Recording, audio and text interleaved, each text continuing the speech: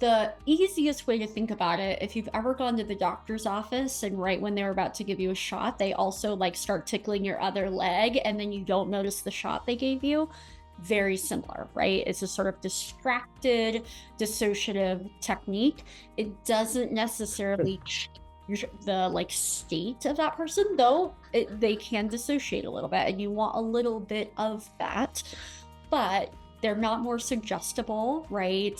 Some people Yeah. take a lot of work to get into that state because they're very defensive, right? They're very safety bound. And so the eye Sure. movements are bilateral, right? It literally is side to side traditionally. There's some other moves we can do now. You can also do tappers, right? You can have butterfly hugs. There is sound that you can do as well. And while you're doing that, there's a prompt that we give that is designed and right collaborated on with the client. So they're helping me understand the way that they're interpreting that event currently, right? There's something that happened as that like past version of them that's been locked in that they still believe, and that's why it's still not healed, right? Because that belief is often quite negative and Yeah. not quite realistic, right? It is trauma bound. And so it's either, right, really harsh towards self, really negative towards the world, whatever, right? A very like understandable, normal trauma response, but it's keeping them from healing.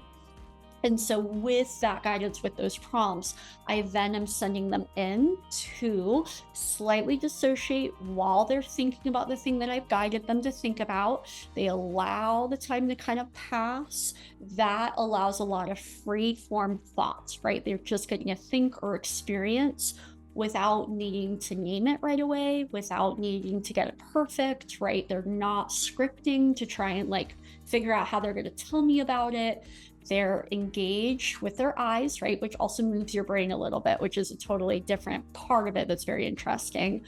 But it allows that person to be just distracted enough that they can experience without all of the trauma coping skills that they normally would use that depress that, right? Dissociate that or launch them away or make them want to fight, all those things that keep them from accessing that.